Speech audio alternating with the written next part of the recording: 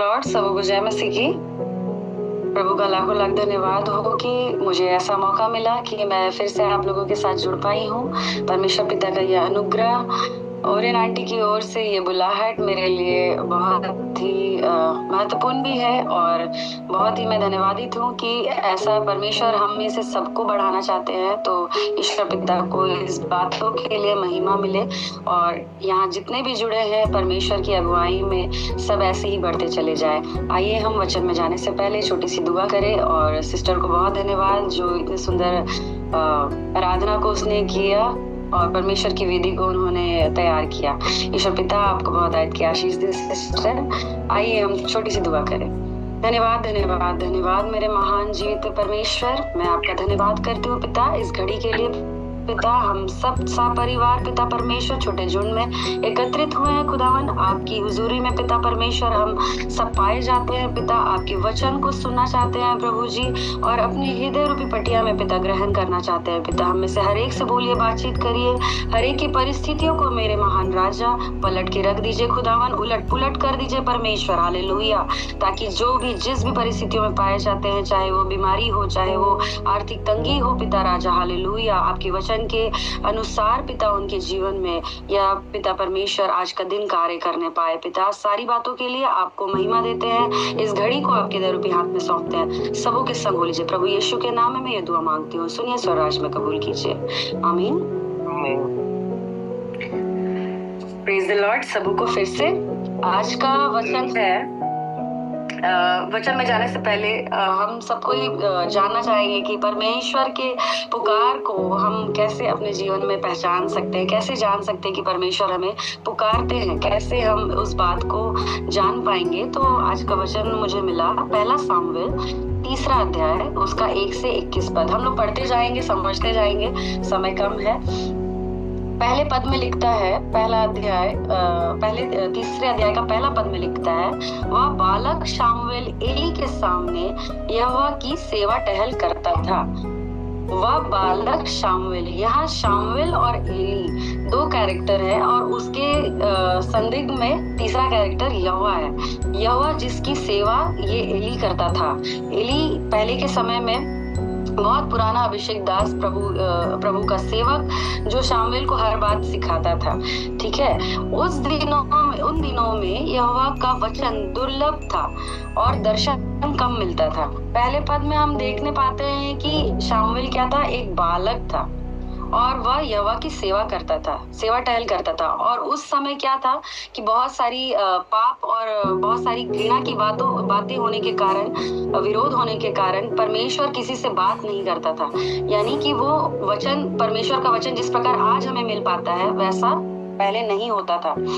और उस घड़ी क्या हो रहा है, दर्शन भी परमेश्वर का नहीं मिल रहा है। तो आज हमारे जीवन में लेकिन एक बहुत अच्छी बात है, एक गुड न्यूज है कि परमेश्वर हर एक बातों में हमारी सहायता कर रहे हैं इस अनुग्रह के काल में कि हम में से कोई भी छूटने ना पाए। इसलिए यह सभाएं होती है, बहुत सारी जगहों में परमेश्वर का वचन बांटा जा रहा है, चिन्ह और चमत्कार किए जा रहे हैं। ये परमेश्वर का सामर्थ्य प्रकट होता है। परमेश्वर का प्रगटीकरण हम देखने पाते हैं कि कैसे परमेश्वर हमसे अपनी बातों को रखने के लिए हमें अपने करीब लाता है। यहाँ भी हम शामुएल के जीवन को देखने पाते हैं कि कैसे यहोवा उसे अपने जीवन को तराशने के लिए, कि उसके जीवन की बुलाहट या उसकी पुकार जब शामुएल नहीं पहचान पाता तो वो कैसे यहोवा को जानता है। आइए हम आगे देखें। तीसरे पद में हम देखते हैं कि परमेश्वर का दीपक अब तक बुझा नहीं था और शामुएल यहोवा के मंदिर में जहाँ परमेश्वर का संदूक लेटा था,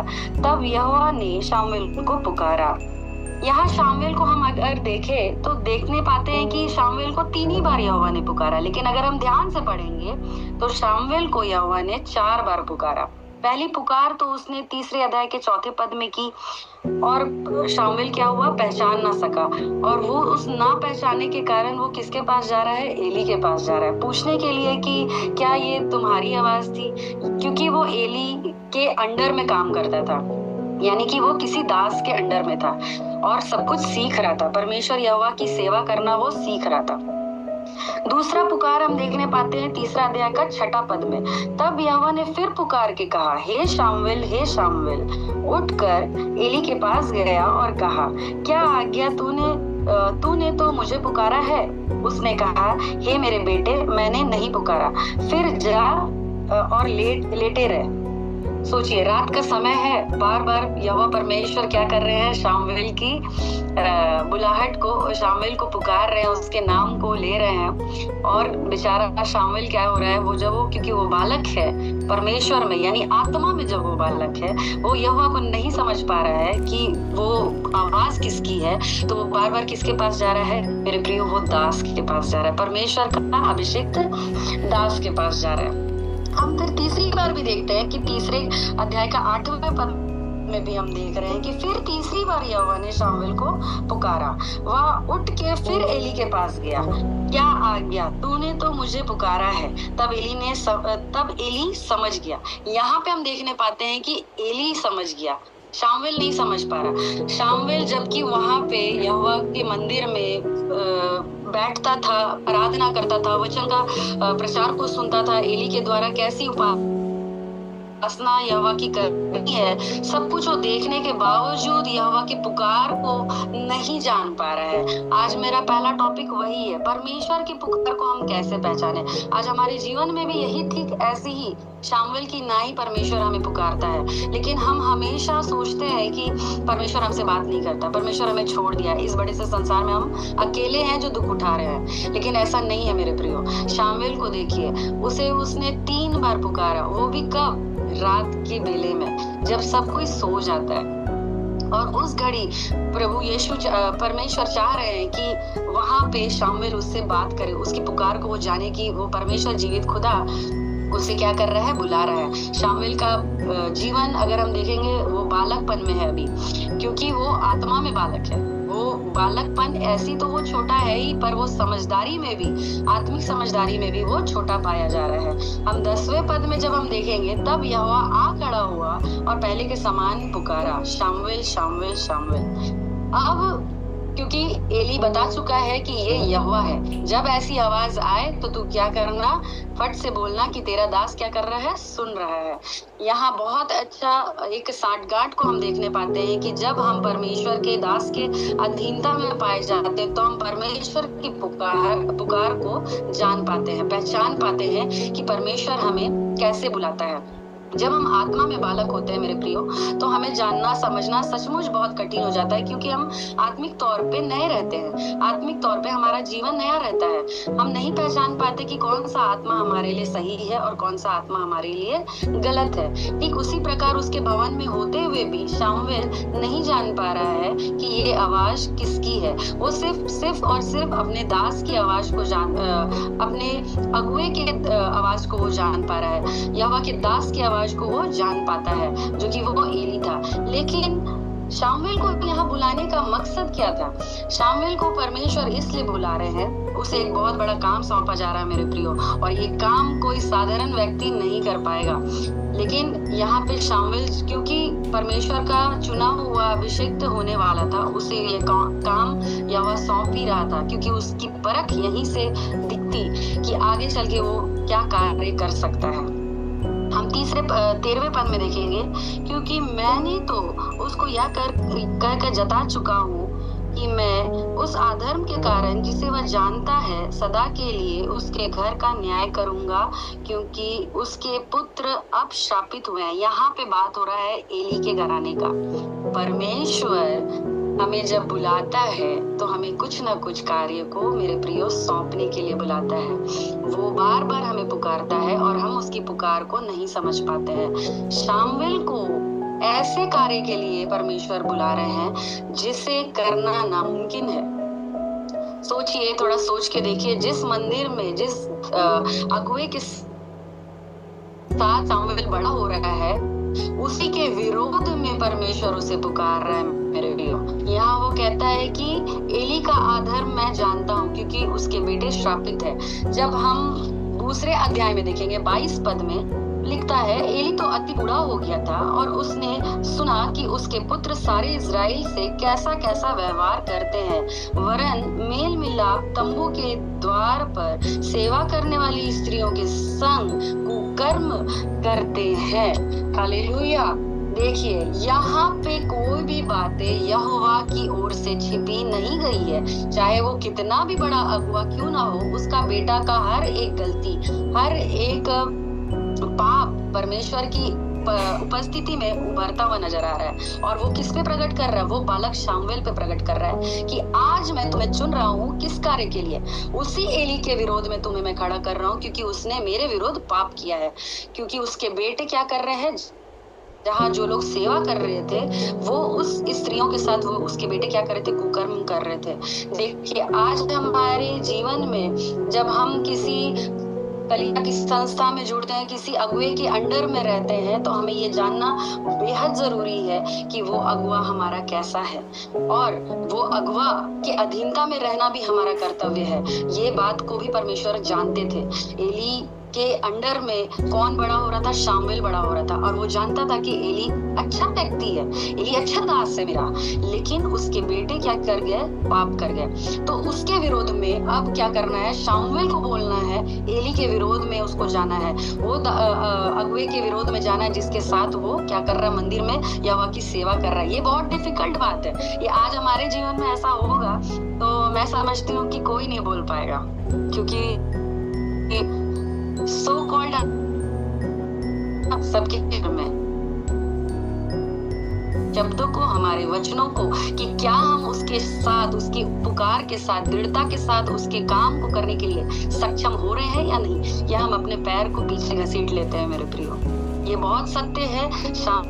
बालक था, क्योंकि उसके मन में नहीं था, ना तो यहोवा को लेके, ना ही एली को लेके। उसने क्या किया? सुना। तब उसने पूछा, 17 पद में लिखता है कि तब उसने पूछा, वह कौन सी बात है जो यहोवा ने तुझसे कही? यहाँ बात हो चुका है शामुएल का और यहोवा का बात हो चुका है कि तुमको उसके विरोध में ये सारी बातों को करनी है। तब यहाँ 17वें पद से हम देखेंगे, तब उसने पूछा, वह कौन सी बात है जो यहोवा ने तुझसे कही है? उसे मुझसे ना छिपा। जो कुछ उसने तुझसे कहा है हो, यदि तो उसमें से कुछ भी मुझसे तू ना छिपा, है ना, तो परमेश्वर तुझसे वैसा ही वरन उससे भी अधिक करे। यानी कि अगर तुम उसके बातों को छिपाओगे, एली कह रहा है कि अगर तुम उस बातों को छिपाओगे जो यहोवा तुमसे कहा है, तो उससे भी अधिक तुम्हारे साथ हो। शामुएल क्या करता है यहाँ पे? अपने अगुए को क्या कर रहा है? वो अब बता दे रहा है। 18वें पद में हम देखते हैं, तब शामुएल ने उसको रत्ती रत्ती बातें कह सुनाई। रत्ती रत्ती बातें, मेरे प्रियो, हर वो कड़वी बात जो ये आप अगुए हैं, आप मेरे, आप ऐसे ऐसे कर रहे हैं, ये यहोवा मुझे कहने को बोला है, मैं आपको बोल रहा हूँ, क्योंकि ये आप और आपका घराना यहोवा के नजर में पाप कर चुका है। अब मेरी बात को ध्यान से सुनिएगा कि यहाँ पे परमेश्वर ने शामुएल को ही क्यों चुना? एली को ही चुन के सीधा वो बोल सकते थे, लेकिन एक अगुए को उसका आईना दिखाने के लिए हमेशा प्रभु अपने उसके चेले को ही इस्तेमाल करते हैं, उसके बनाए हुए पौधे को ही इस्तेमाल करते हैं। मेरे प्रियो, हालेलुया। यहाँ हम देखने पाते हैं कि खरी खोटी सब कुछ उसने सुना दी, जो कुछ यहोवा ने कहा। और आज ये पुकार आज हम इसलिए अपने जीवन में नहीं सुन पा रहे हैं मेरे प्रियो, क्योंकि हम खरी खोटी किसी को नहीं सुना पाते हैं। और ये सच है, जब हम ये काम नहीं कर पा रहे हैं तो परमेश्वर हमसे किस प्रकार से फिर बात करेगा? कैसे? क्योंकि उसने एक असाइनमेंट हमें दिया और हमने उसको पूरा नहीं किया। तो अब आप ये बात बताओ कि आपको परमेश्वर फिर क्या काम को देगा? क्योंकि आपने उसके परखे जाने पे फेल हो गए, तो आपको प्रभु कैसे पुकारेगा? यहाँ शामुएल को रात में 4 बार परमेश्वर उसे पुकार रहा है कि तुम शामुएल मेरे पास आओ, मैं तुम्हें बुला रहा हूँ किसी काम के लिए। आज हमारे जीवन में भी हम हमेशा इस बात को रोना लेकर के बैठते हैं कि परमेश्वर हमसे बात नहीं करता है, परमेश्वर ऐसा, परमेश्वर वैसा। लेकिन सच में क्या हम परमेश्वर में परिपक्व हो गए हैं क्या, या हम अभी भी शामुएल की नाई बालक है? हम जब 19 पद में पढ़ेंगे, शामुएल बड़ा होता गया और यहोवा उसके संग रहा और उसने उसकी कोई बात निष्फल होने नहीं दी। निष्फल होने नहीं दी मेरे प्रियो, हालेलुया। देखिए, आज परमेश्वर वैसे ही लोग को चुनता है जो खरा खोटा सुना सकता है किसी को। हालेलुया। सुनने में बड़ा अजीब लगेगा, लेकिन ये परमेश्वर की ओर से है। यहोवा जब कह दिया तो कह दिया, उसे हमें बोलना ही पड़ेगा। चाहे वो अगुआ हो, चाहे वो चेला हो, चाहे वो गुरु हो, चाहे संत हो, चाहे पास्टर हो, लीडर हो, कोई भी हो, आपसे कितना भी पद में बड़ा क्यों ना हो, आपको बोलना ही पड़ेगा। उसमें आपकी सामर्थ परमेश्वर की ओर से झलकेगी। आपकी सामर्थ्य से आप कुछ नहीं कर पाइएगा। आप अगर जाइएगा तो आपका शब्द कहीं कहीं कहीं का रह जाएगा, छिन भिन हो जाएगा। हालेलुया। लेकिन यहाँ पे शामिल क्या हुआ? परमेश्वर के उपस्थिति में बड़ा होता गया, यानी कि आत्मा में समझदार होता गया।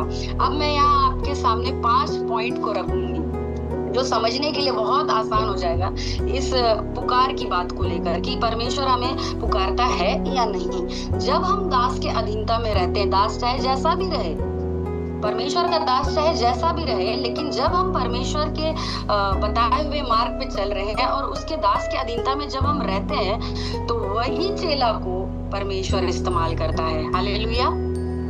पहला है अधीनता। परमेश्वर के दास के अधीन में रहे।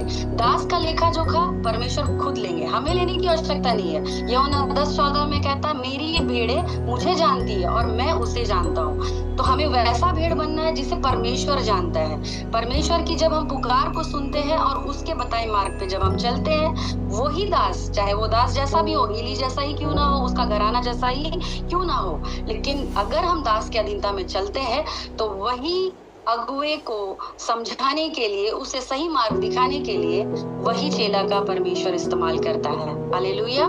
चाहे आप कितने भी समझदार या ना समझ क्यों ना हो, परमेश्वर आपको बना के इस्तेमाल करता है। तो ऐसा आप ना सोचे कि परमेश्वर आपको नहीं पुकार रहा है। दूसरा पॉइंट मैं बोलना चाहूंगी, परमेश्वर के मंदिर में बने रहना।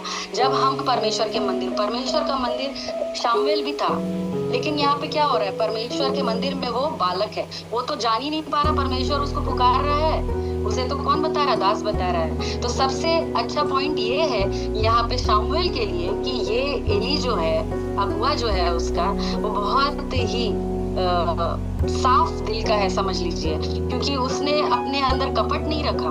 वो ये नहीं, वो चाहता तो बोल सकता था, नहीं पता नहीं कोई और होगा, तुम्हारा वहम है, चलो सो जाओ, हाँ हम ही बुलाए थे, चलो सो जाओ, ऐसा भी बोल सकता था। लेकिन एली ने सच का साथ दिया। हालेलुया। ऐसा दास जहाँ की वो खुद अंधेर में है लेकिन आपको रोशनी दे रहा है। तो हर हमेशा दास, प्रभु का दास गलत नहीं हो सकता। कभी कभी हमें इस बात को समझने की आवश्यकता है कि हम जिस स्थान में रोपे गए हैं, वहां पे जब हम सही नक्शे कदम में परमेश्वर के वचन के साथ चल रहे हैं, तो हमारे साथ कुछ भी बुरा नहीं होगा। और जब हमें परमेश्वर पुकारेंगे, हमें उसकी आवाज निरंतर सुनाई देगी। और जब हम परमेश्वर के मंदिर में बने रहते हैं, भजन संहिता 1:8 में कहता है, तू मुझसे मांग, मैं तुझे जाति जाति की सम्मति और दूर दूर के सब देश को क्या करूंगा, तेरे निज भाग होने के लिए मैं तुझे दे दूंगा। तीसरा पॉइंट हम देखेंगे, बालकपन को छोड़कर आत्मिकता में बढ़ते रहने के लिए। देखिए, यहाँ शामिल सब कुछ कर रहा था, आराधना कर रहा है, हालेलुया, यीशु मसीह की जय, है ना, सब कुछ वो कर रहा है, लेकिन वो परमेश्वर की पुकार को नहीं जान पाया। क्यों? रीजन क्या है? क्योंकि वो आत्मा में परिपक्व नहीं था। आज हमारा समय भी कुछ इसी प्रकार है, हम आत्मा में परिपक्व नहीं हो रहे हैं, हम आत्मा में बढ़ना नहीं चाह रहे, क्योंकि हमारे अंदर बहुत सारा झिझक है, बहुत सारा हेजिटेशन है, बहुत सारा डर है कि लोग क्या कहेंगे अगर हम परमेश्वर की ओर से अगर बोल दिए कि हम तो आपके बारे में ऐसा देखे, ऐसा सोचे, या प्रभु अगुवाई कर रहा है, इस तरीके से अगर कोई बोलना भी चाहे तो वो क्या हो रहा है? परिपक्व नहीं है, उसका अंदर का बालकपन खत्म नहीं हुआ है। और वचन कहता है, इब्रानी 5:13 में हम देखेंगे, इब्रानियों 5:13 में लिखता है, क्योंकि दूध पीने वाले बच्चे तो धर्म के वचन को पहचान नहीं होती, क्योंकि वह बालक है। साफ लिख दिया, क्योंकि दूध पीने वाले बच्चों को तो धर्म के वचन की पहचान नहीं होती है। धर्म की वचन की पहचान हम कैसे करेंगे? जब हम उस वचन को मनन ही नहीं कर रहे हैं, परमेश्वर की खोजी ही नहीं हो रहे हैं, तो हम कैसे उसमें परिपक्व होंगे? तब तक तो हम दूध दूध पीते बच्चे ही होंगे। हम किसी को बोलेंगे मेरे लिए प्रार्थना कर दो, हम किसी को बोलेंगे हर बार मेरे घर में आओ तुम मेरे लिए प्रार्थना करो, और वो हर बार का आपका एक्सक्यूज क्या होगा कि आप आत्मा में कमजोर होते चले जाइएगा, जिसके कारण से आप परमेश्वर के शब्दों को गहराई से नहीं समझ पाइएगा।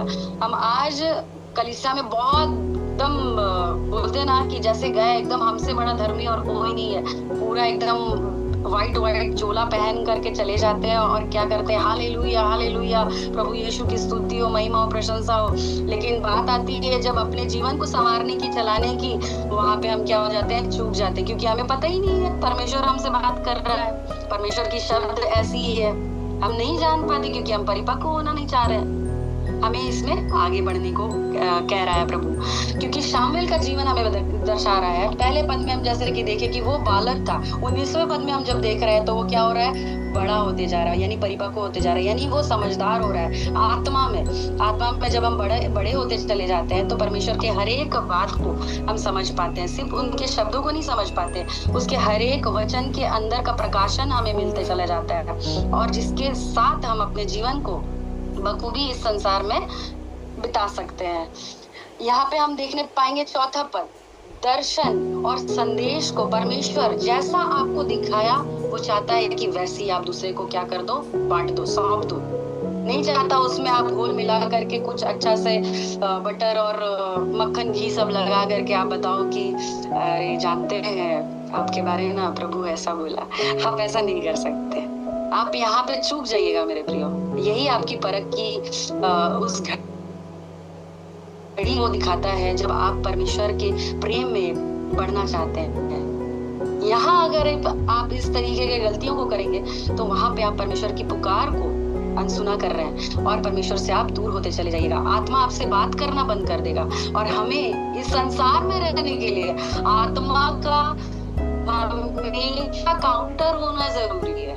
काउंटर नहीं होगा पवित्र आत्मा के साथ, हमारा हमेशा मेल मिलाप नहीं रहेगा पवित्र आत्मा के साथ, तो हम एक कदम नहीं चल पाएंगे, क्योंकि आपने परमेश्वर के हर एक बताए मार्ग को चख चुका है, उसकी सच्चाई को जान चुका है। और आप जब जान चुके हैं इस बातों को कि परमेश्वर कैसा भला है, आप उस बात से मुकर नहीं सकते, आप उस संदेश में तोल मतोल नहीं कर सकते। आप जब तोड़ मरोड़ के किसी को बताने जाएंगे तो वहां ही परमेश्वर की बुलाहट से आप दूर चले जाएंगे, उसकी पुकार से आप दूर चले जाएंगे।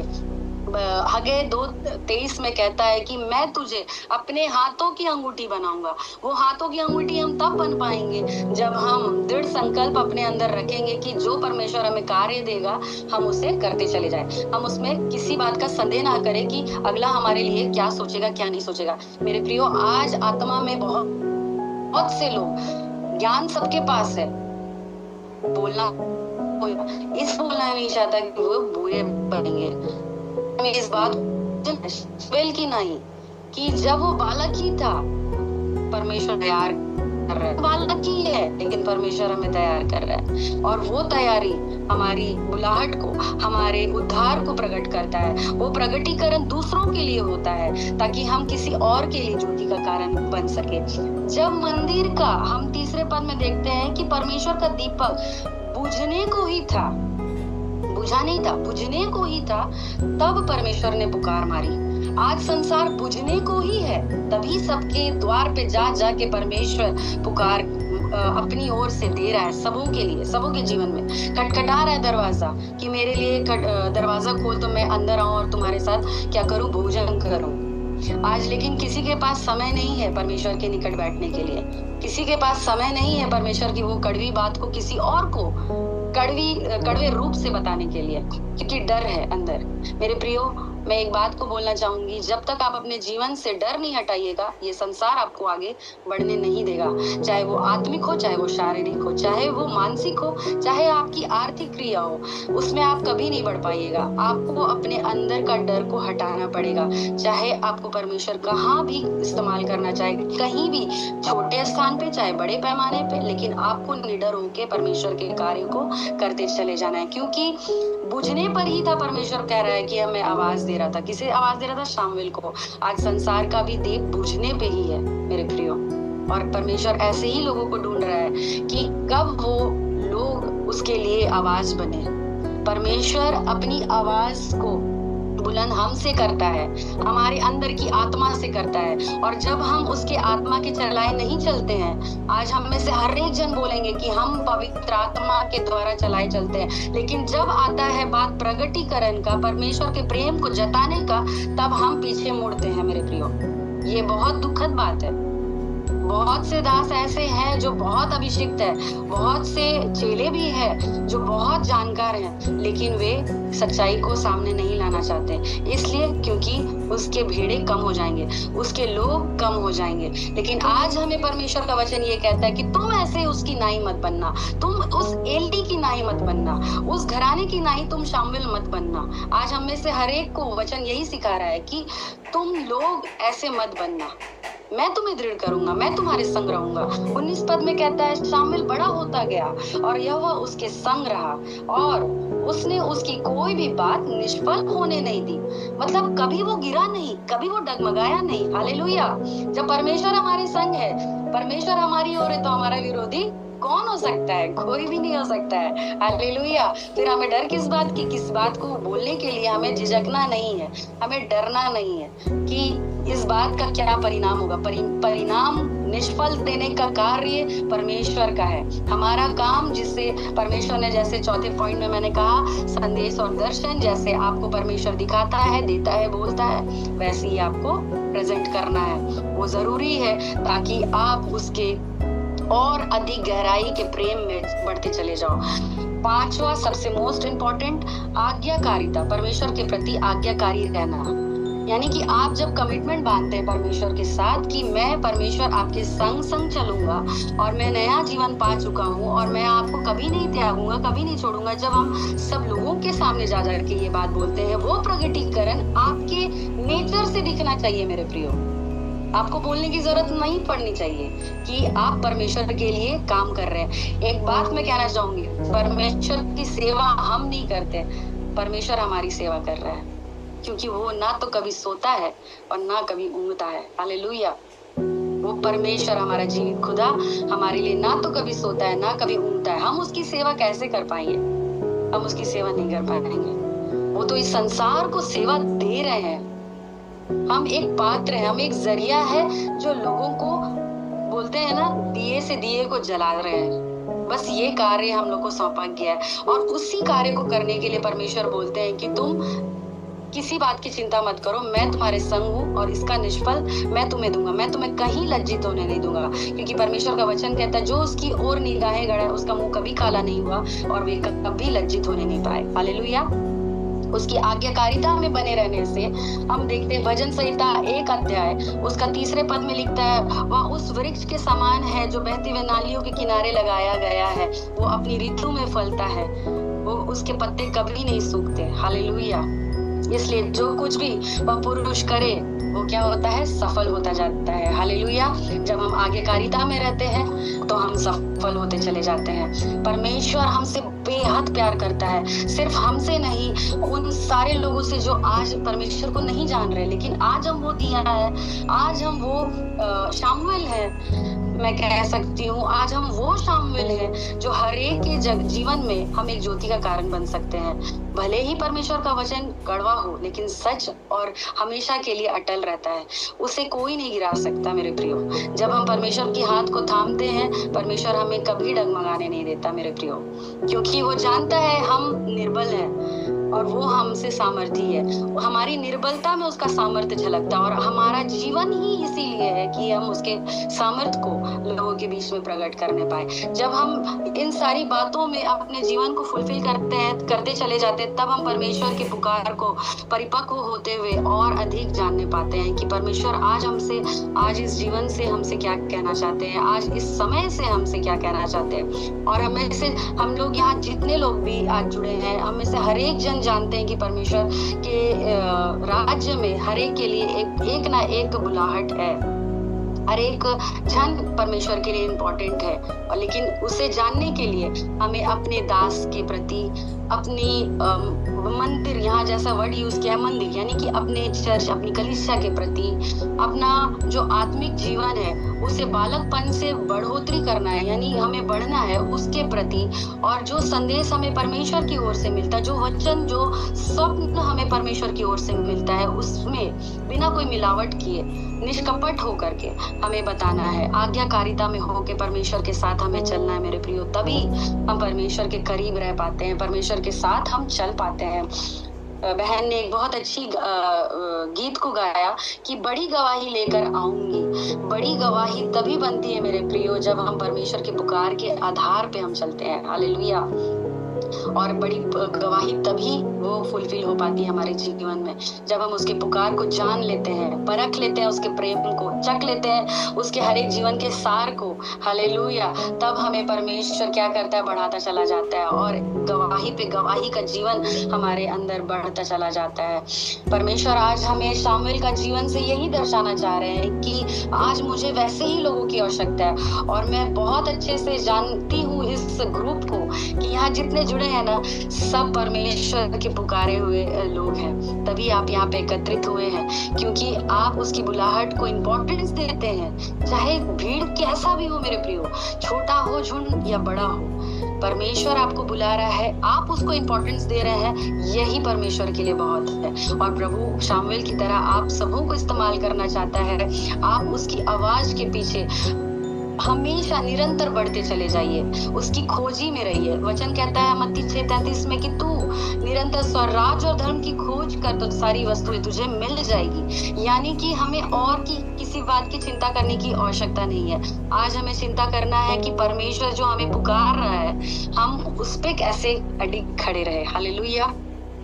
परमेश्वर इस वचन के द्वारा आप सबों को बहुत आयत की आशीष दे, उन्हें पाए कि इस वचन से हम अपने जीवन में हर एक बातों को पूरा करते चले जाए, ताकि जो भी कमी घटी आने वाले समय के लिए परमेश्वर हमें तैयार कर रहे हैं, वो आते आते उस समय तक हम पूरा करते चले जाए अपने जीवन में। प्रभु आप सबों को बहुत आयत की आशीष करें। आइए हम दुआ में जाए। धन्यवाद धन्यवाद धन्यवाद मेरे पिता परमेश्वर, आज के सुंदर वचन के लिए प्रभु परमेश्वर। यस लॉर्ड, हम आप में निडर निष्कपट होकर पिता परमेश्वर आपके वचन को, आपकी पुकार को हम सुनेंगे खुदा बाप की। आप जो चाहते हैं प्रभु जी, हम वैसे ही अपने जीवन को चलाने पाए। प्रभु आप जिस स्थान में हमें खड़ा करेंगे पिता परमेश्वर, उस स्थान में हम पिता परमेश्वर हमेशा बेबाक होकर के पिता परमेश्वर हालेलुया आपके कार्य को करते चले जाएंगे। प्रभु हम ऐसा यहाँ बैठे हर एक सदस्य ऐसा संकल्प अपने जीवन में लेते हैं पिता, होने पाए प्रभु यह वचन हम में से हर एक के जीवन में कार्य करे। सबों को बहुत आयत की आशीष आपने दिया पिता, इस मन्ने से आपने सबको तृप्त किया पिता। सारी बातों के लिए प्रभु परमेश्वर आप ही को पिता जिंदा जलाली महिमा मिलने पाए। ये प्रार्थना में यीशु नाम से मांगती हूँ, सुनिए स्वराज में कबूल कर लीजिए। आमीन। आप सभी का धन्यवाद करता हूँ। आप सब ने परमेश्वर की उपस्थिति में बहुत ही ध्यानपूर्वक आज के संदेश को सुना है। मैं प्रभु के दास का धन्यवाद करता हूँ। बहुत सुंदर संदेश को आज हमारे बीच में प्रकाश डाली है मेरे प्रियो। हर एक भाई और बहन आज के संदेश को बहुत ही ध्यानपूर्वक सुना है और एक एक भाई और बहन मुझे विश्वास है कि समझ गए होंगे बहुत बारीकी से और बहुत ही बड़ी बोझ के साथ जो परमेश्वर की वचन का प्रकाश उन्होंने डाला है। परमेश्वर की पुकार को हम कैसे पहचानें, बहुत सुंदर आज का जो विषय था और बहुत ही अद्भुत बाइबल की वचन की वह गहराइयों में हमें ले चली थी। और हमने देखा कि बहुत सारे बिंदु पर परमेश्वर की पुकार को हम कैसे पहचानें, इसके साथ साथ और बहुत सारे बिंदु पर हमारे बीच में प्रकाश डाली है। मैं धन्यवाद करता हूँ और स्वागत करता हूँ इस संगति में। ऐसा सुंदर संदेश आज हमें इनके माध्यम से सुनने को मिला है। सारी आदर और महिमा में परमेश्वर को देता हूँ कि परमेश्वर का योजना था कि आज इनके माध्यम से हम परमेश्वर के वचन को सुन पाएंगे और अद्भुत वचन को हमने सुना है और सीखा है। मेरे प्रियो, अब बारी हमारा है। जैसा वचन को हम लोगों ने सुना है वैसे वचन को अपने जीवन में रख करके हमें तुरंत वचन का पालन करना चाहिए और वचन के अनुसार चलने के लिए अपने आप को हमको तैयार करने की जरूरत है। सो मैं धन्यवाद करता हूँ आज की वक्ता का। हमारे बीच में जमशेदपुर से आई थी और बहुत ही जम करके परमेश्वर के वचन को बड़ी बोझ के साथ प्रकाश डाली है और परमेश्वर के बीज को जो यानी कि बो करके जा रही है, मैं परमेश्वर से प्रार्थना करता हूँ कि यह बीज अंकुरित होने पाए हर एक के जीवन में, और आप सब आशीषित होने पाए। सो मैं पुनः धन्यवाद करता हूँ आज का वक्ता जो हमारे बीच में आए थे उनके लिए, और आशा रखता हूँ कि आने वाले समय में वो हमारे बीच में ज़रूर आए और हमें और मार्गदर्शन करें। मैं तो बहुत ही मगन होकर के सुन रहा था और कितना समय ख़त्म हो गया वो भी पता नहीं चला। सो मैं धन्यवाद करता हूँ ऐसा परमेश्वर का अद्भुत प्रेम उनके जीवन में, परमेश्वर का अद्भुत महिमा प्रकट होती है। आने वाले समय में भी हम उनके माध्यम से परमेश्वर के वचन को हम सुन पाएंगे। जो आराधना की दीदी का मैं धन्यवाद करता हूँ, जो लीड किए मैं उनका भी धन्यवाद करता हूँ, सबका मैं धन्यवाद करता हूँ। सबको प्रभु यीशु मसीह आत्मिक उन्नति की ओर ले चले और सभी को आशीष से परिपूर्ण करें। मेरे प्रिय भाई, आज की संगति को हम यहीं से विराम लगाएंगे और हम लोग छोटी सी प्रार्थना करेंगे। धन्यवाद सामर्थ्य उद्धारकर्ता जीवित परमेश्वर में धन्यवाद करते हुए प्रार्थना करता हूँ प्रभु, सचमुच में तुम महान धन्य मेरे प्रभु। आज की इस समय को देखने के लिए मौका तुमने दिया प्रभु। कई माता भाई और बहन आज इस समय को देख नहीं पाए होंगे और इस दुनिया से चल बसे होंगे प्रभु, लेकिन हमारे जीवन में तुमने ऐसा सुंदर मौका दिया कि हम जीवित पाए जाते हैं, वो भी आपकी उपस्थिति में। तेरे नाम की महिमा हो मेरे परमेश्वर। आपके अनुग्रह से आज बहुत अच्छा से सुंदर संदेश को हम लोगों ने सीखा है, सुना है मेरे प्रभु। मैं चाहता हूँ प्रभु जो भी वचन आज प्रभु लोगों ने सुना है वो हर एक वचन के अनुसार चलने पाए और आशीषित होने पाए प्रभु। आपकी बेटी को आपके हाथों में सौंपते प्रार्थना करता हूँ, जो वक्ता के रूप में तुमने प्रभु नियुक्त करके आज हमारे बीच में भेजा। मेरे पिता परमेश्वर उनकी कलीसिया के लिए, उनके टीम, उनके परिवार के लिए प्रार्थना करता हूँ हर एक प्रभु संगति पिता परमेश्वर आत्मिक उन्नति की ओर आगे बढ़ने पाए मेरे प्रभु। जहाँ भी आपके वचन को लेकर जाते हैं, जितने लोग आपके वचन को प्रभु सुनते हैं, इनके माध्यम से उन हर एक लोगों का जीवन बदलने पाए, वो हर एक लोग आपके पीछे चलने पाए मेरे प्रभु जी। इस समय प्रार्थना करता हूँ जो दुख संकट मुसीबत बीमार में पड़े हैं उनको तो चंगाई दे मेरे प्रभु। और इन मम्मी के लिए प्रार्थना करता हूँ मेरे प्यारे पिता, उनका जो तबीयत खराब था कल प्रभु, मैं चाहता हूँ जैसे तूने पतरस की सास के ऊपर तो हाथ बढ़ाया, वैसे उस मम्मी के ऊपर तो हाथ बढ़ा, उसकी सारा प्रभु ताप और ज्वार की शक्ति से खड़े उतरने पाए, पूर्ण रूप से प्रभु परमेश्वर पूर्ण रूप से चंगाई को प्राप्त करने पाए, पूर्ण रूप से प्रभु चंगा होने पाए प्रभु। आपके सामर्थ्य को प्रभु कार्य करने दे, आप पवित्र आत्मा को कार्य करने दे, हर एक बीमारी उनके शरीर से दूर होने पाए मेरे प्रभु जी। और जो भी पिता परमेश्वर इस संगति में है और कोई चिंता में है, मुसीबत में है, शांति की खोज में है प्रभु ने शांति प्रदान कर मेरे परमेश्वर। आत्मिक जीवन जीने में तुम मार्गदर्शन कर प्रभु। आज की संगति में तूने अपना उपस्थिति को दिया, मैं धन्यवाद करता हूँ मेरे प्रभु। और मैं चाहता हूँ कल भी हमारे यह संगति में अपना उपस्थिति को देना मेरे प्रभु। ये छोटे मेरे दुआ सुन और स्वर्ग में तू ग्रहण कर। आइए हम आशीष वचन ग्रहण करेंगे और हमारे प्रभु यीशु मसीह ख्रिस्त की दया, ईश्वर का प्रेम और पवित्र आत्मा की सहभागिता आप सबों के साथ। आमीन। धन्यवाद। मैं पुनः धन्यवाद करता हूँ आप सबका हमारे संगति में जुड़ने के लिए मेरे प्रियो। हमारे यह संगति प्रतिदिन रात्रि 8 बजे से 9 बजे चलती है, जैसे आज चला वैसे कल भी चलेगी। सो सही समय पर जुड़े और जो है आत्मिक लाभ उठाएं। मैं पुनः धन्यवाद करता हूँ हमारे जमशेदपुर से परमेश्वर प्रभु यीशु मसीह ने वक्ता के रूप में जिनको भेजा, मैं उनका धन्यवाद करता हूँ। मम्मी का बहुत सुंदर संदेश रहा और आगे भी हम प्रतीक्षा में रहेंगे कि आगे भी आप आएँ और हमें ऐसे ही अपना परिवार, अपना भाई, अपना बहन, अपना बेटा बेटी समझ करके हमें मार्गदर्शन करते रहें। मैं पुनः आपका धन्यवाद और स्वागत करता हूँ और हमारा संगति यहीं से विराम लग रही